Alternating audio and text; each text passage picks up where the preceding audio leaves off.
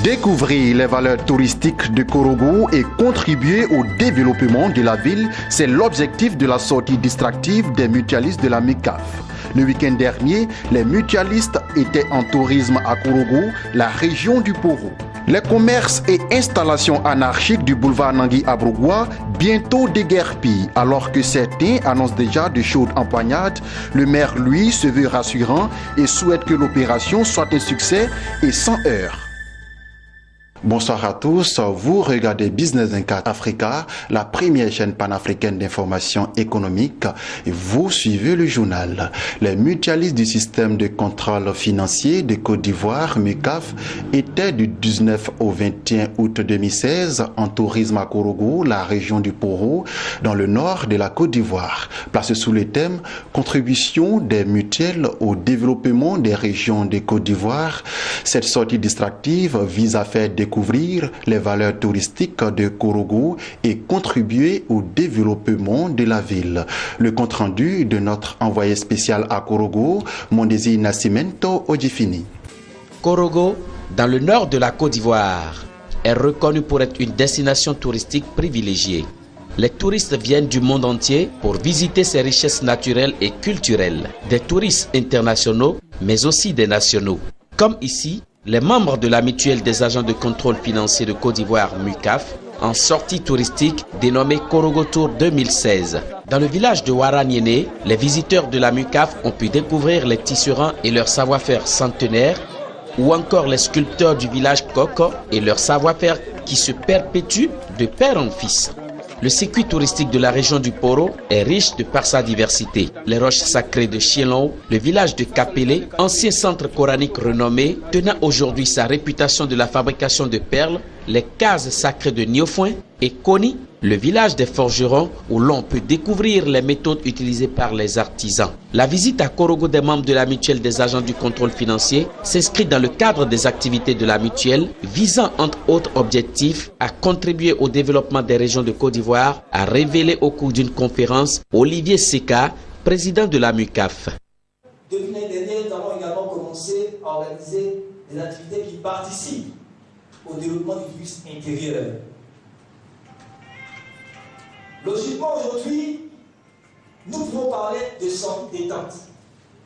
Mais nous avons voulu rompre avec les activités classiques des mutuelles en parlant de Korogo Tour, qui est une activité qui a pour objectif de renforcer les liens entre des agents par une conférence, par des visites de sites. Mais au-delà du renforcement des liens, nous voulons participer concrètement au développement de notre pays. Au-delà de la région, c'est toute Côte d'Ivoire qui en fait se positionne comme une destination à découvrir et à revisiter. Autre temps fort de la visite des membres de la MUCAF à Korogo, ces activités récréatives et sportives qui ont permis aux mutualistes de receler. Ça m'a fait du bien parce que chaque samedi, en fait à Abidjan, je fais le sport. Donc aujourd'hui, on peut dire que c'est une continuité. Pour clôturer un séjour de 3 jours dans la région de Poro, les visiteurs de la mutuelle des agents du contrôle financier de Côte d'Ivoire ont procédé à des dons au centre hospitalier régional CHR et au centre Jules de Moko. Un geste de haute portée sociale qui a été salué par les bénéficiaires et fait la fierté de Yaya Kone, directeur du contrôle financier. Gardez le silence, vos actes parleront pour vous. Les mutualistes du compte financier de Côte d'Ivoire se donnent rendez-vous en 2017 pour une autre aventure. San Pedro ou Mans sont les prochaines destinations convoitées. Dans le cadre de l'opération Pays propre, toutes les installations anarchiques sont simplement et purement déguerpies à Abidjan et partout en Côte d'Ivoire. À Adjamé, les bulldozers des ministères de la salubrité continuent de faire ménage. Bientôt, ce sera au tour du célèbre boulevard Nangui Abrogwa, adjacent au forum, l'un des plus grands marchés de Côte d'Ivoire. Très prochainement, ce site va être débarrassé de tous les commerces hors normes. Mais déjà, certains annoncent de chaudes empoignades. Le maire, lui, souhaite que cette opération soit un succès et se déroule sans heurts. Lawani Babatunde et Maru Seri nous en disent plus. Après les espaces Liberté, Renault, Pont-Ferraille, c'est bientôt le tour des commerçants installés le long du boulevard Nanguia-Brougua d'être délogés par le bulldozer. Une action qui s'inscrit dans le cadre de l'opération Pays propre du ministère ivoirien de la salubrité urbaine et de l'assainissement. Ils sont des centaines d'hommes et de femmes à commercer sur ce boulevard qui bénéficie de la renommée du Forum, l'un des plus grands marchés de Côte d'Ivoire. Les commerçants vont même jusqu'à exposer leurs marchandises à même le sol, du carrefour de la mairie à la gare Nord, avec tous les risques que cela comporte. À peine les bulldozers du ministère en charge de la salubrité annonçaient que certains observateurs craignent déjà un affrontement. Le maire de la commune d'Adjamé, quant à lui, se veut optimiste et rassurant. Il appelle au civisme de tous, car pour lui, cette opération va remettre de l'ordre dans sa localité et lui permettre de retrouver son lustre d'antan. Au Forum des marchés, dès qu'on a commencé la construction, ce sont les mêmes commerçants qui sont venus nous voir qu'un niveau, c'est trop petit. Il fallait faire 2 niveaux. C'est ce que nous avons accepté avec joie. Après la construction, on dit 2 niveaux, c'est trop haut, on ne peut pas aller là-bas. Ils ont des places. Ils laissent les places, ils viennent s'asseoir dans la rue. C'est ce que nous n'avons pas accepté. Ce que nous faisons, ce n'est pas contre eux, c'est pour l'embellissement de notre commune. Et comme il y aura un concours entre les 13 communes, je pense que nous devons essayer de tout mettre en œuvre pour être le major. Depuis le début de cette opération, les commerçants concernés regrettent ne pas avoir été relocalisés avant d'être déguerpis. Une accusation rejetée sans détour par le maire. Aucun commerçant ne vous dira, aucun, qu'ils n'ont pas reçu de mise en demeure.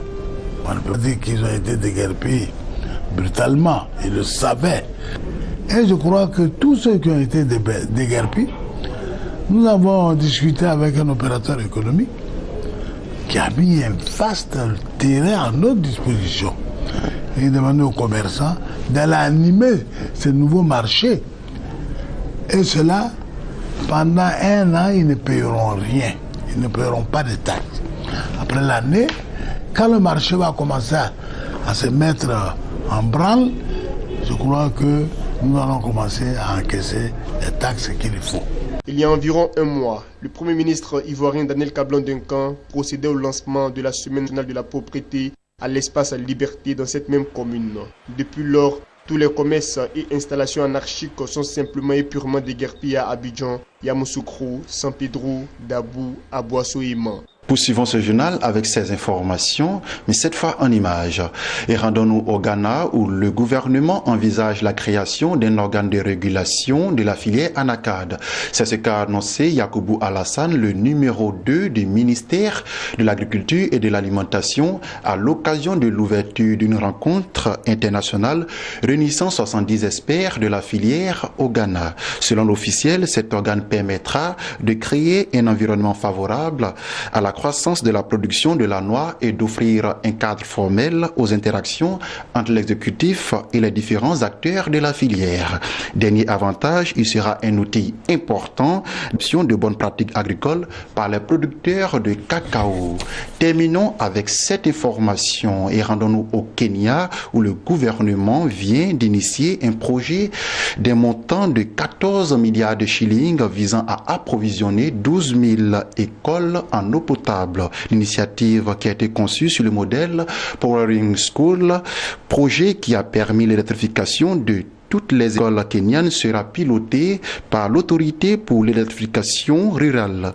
Grâce à ce projet, chaque école du pays sera connectée à un système d'approvisionnement en eau ou disposera d'un forage. C'est ici que s'achève ce journal. Merci de nous avoir suivis. L'information continue sur la première chaîne panafricaine d'information économique, Business 24 Africa.